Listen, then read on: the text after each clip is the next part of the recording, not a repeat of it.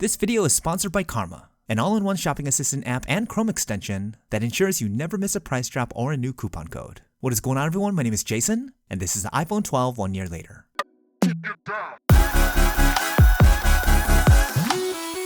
What is going on, everyone? Jason here, and today we're taking a long-term look at what was and kind of continues to be one of the most popular devices since last year, the very successful iPhone 12. Now, you may not have known this, but Apple sold over 100 million units of the iPhone 12 within 7 months of its launch. This type of sales volume hasn't been accomplished since the uber successful debut of the iPhone 6. And as the holiday season is right around the corner, and many of you are considering a smartphone upgrade, I thought it'd be a good idea to do a long-term review of the iPhone 12, especially focusing on how it compares to Apple's newest kid on the block, the recently released iPhone 13, as there may be many reasons why this may be the optimal phone to go with as we head into 2022.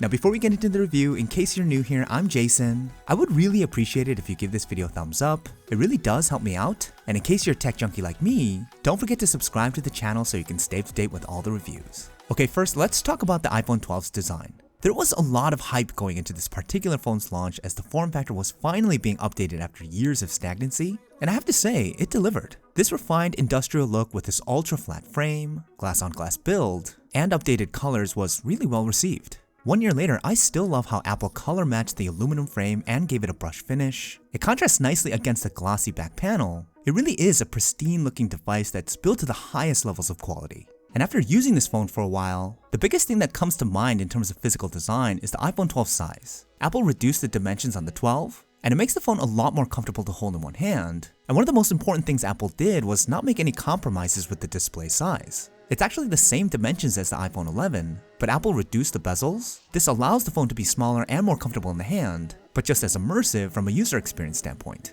The front glass is also equipped with Apple's ceramic shield protection. I still would recommend using a glass screen protector like I have just in case, but I haven't had any issues from a durability standpoint. And overall, the iPhone 12 has held up extremely well over the past year. There's no scratches on the back or on the frame, and it still looks as new as the day I took it out of the box. Now, before I start the comparison between the iPhone 12 and the iPhone 13, I want to give a huge shout out to today's video sponsor, Karma.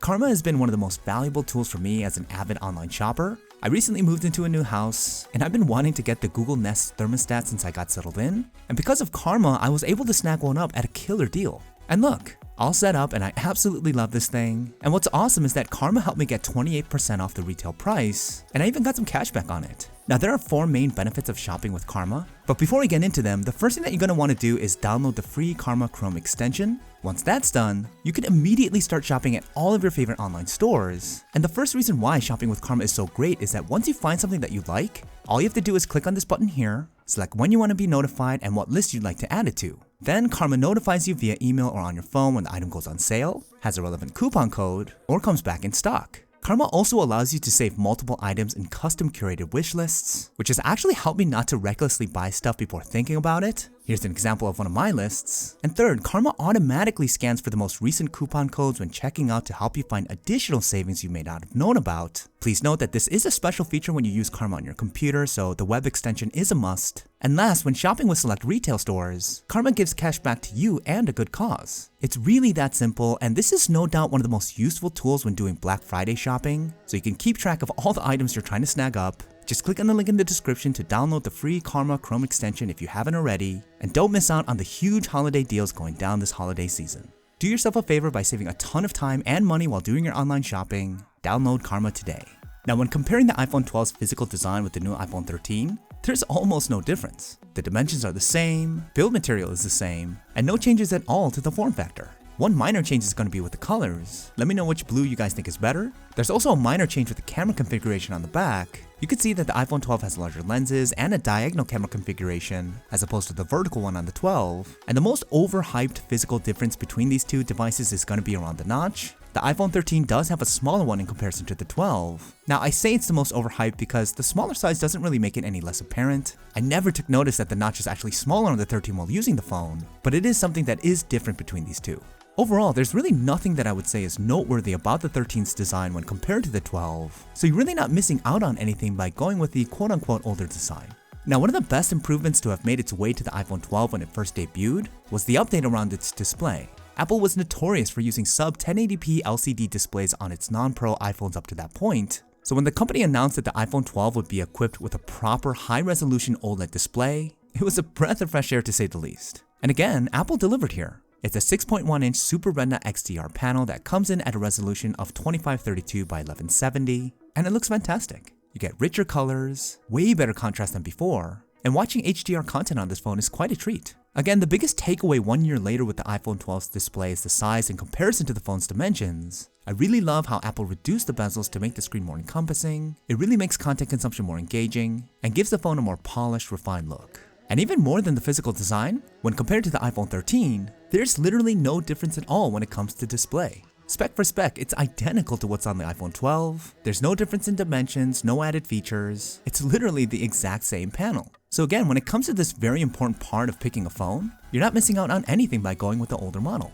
Now, where you are going to see some differences between these two phones is going to be in certain areas of performance. When it comes to processors, the iPhone 12 is equipped with Apple's A14 Bionic chip, while the 13 has the updated A15 Bionic.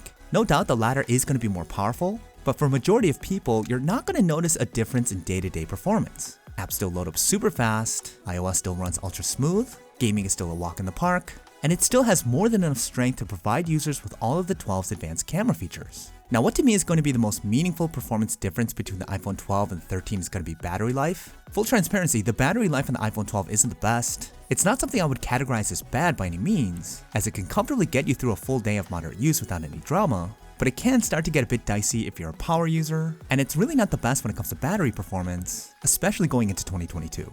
Now, Apple stepped it up with the iPhone 13 and packed it with a beefier battery. The company claims that it provides 2.5 hours more battery life than the iPhone 12, and in my testing so far, there's a pretty noticeable difference in performance. I could get through a full day of some heavy lifting with this phone, and I've never been anxious about needing to charge in the middle of the day. Now again, I don't want to make it seem like there's an issue with the iPhone 12's battery. It really should be seen more as strong recognition for the iPhone 13's battery, which in my opinion is extraordinary. Now, probably the main area where most people are going to be focused when it comes to performance on the iPhone 12 is going to be its camera quality, especially how it compares to the new iPhone 13. And to save you from the suspense, in my testing, I personally don't think there's too much of a difference at all. They're both equipped with a primary wide-angle camera as well as an ultra-wide, both coming in at 12 megapixels, and with the same front-facing camera hardware as well. Now, I'm not going to say that there's no difference. The iPhone 13's camera sensors are larger and it has that sensor shift stabilization technology that was once exclusive to the iPhone Pros, but Apple didn't change much with its processing or its computational photography, so when it comes to taking photos in good lighting, you're really not going to see much of a difference. The colors are near identical, both images come out super sharp, and both perform pretty much the same when using portrait mode. Now, where you may see the quality slightly pull ahead on the iPhone 13 is going to be in two main areas. One is with the ultra-wide camera. Because the sensor is bigger, if you pixel peep a bit, the images coming out of the 13 are a bit sharper. And the same could be said about the low-light images. They're more detailed as the sensor can take in more light, and the images are going to be less subject to blur with the enhanced stabilization. Now, the 13 does allow users to take advantage of their new photographic style features that allows you to have a bit more control over the way your images come out. It's a neat feature, but nothing I would say makes the newer iPhone a game changer over the older one.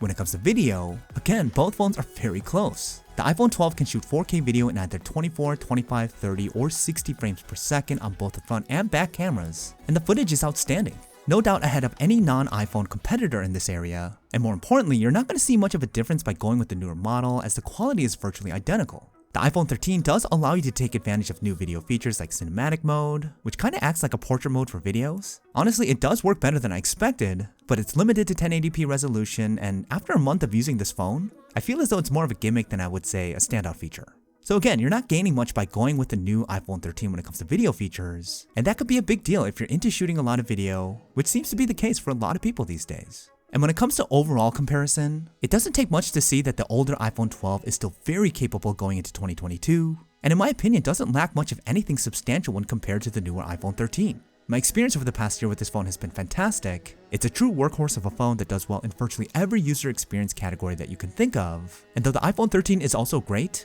it's really difficult to notice any difference whatsoever between the two. But there is one more important difference that I'd be remiss not to bring up, and that's the price. You could pick up the iPhone 12 now for $699, which is $100 cheaper than the $13,799 price tag. It might not be the biggest price difference, but given just how similar these phones are, saving $100 could make a ton of sense here. But there's one really important factor you should keep in mind. The base model iPhone 12 only comes with 64GB of internal storage, which going into 2022 is almost laughable. The base model iPhone 13, on the other hand, starts with a much more reasonable 128GB of storage, which could be worth the extra $100. And if you're committed to getting the newest features but want to save some cash, trust me on this, don't sleep on the iPhone 13 mini. It gives you the exact same features as the regular iPhone 13, and it only costs $699. And an important thing to note here, the 13 mini's battery performs better than last year's iPhone 12s, which is pretty amazing. I'll leave a link to the full review of the 13 mini in the upper right hand corner in case you guys want to check it out. But let me know what you guys think. If you had to choose between the iPhone 12 or 13, or the 13 mini, which one would you go for and why? Let me know what you guys are thinking in the comments down below. Okay, that's about it for this review. Don't forget to leave me a thumbs up if you guys found it useful. Again, I'd really appreciate it. Check out these other reviews if you're looking for more, and I'll see you guys in the next one.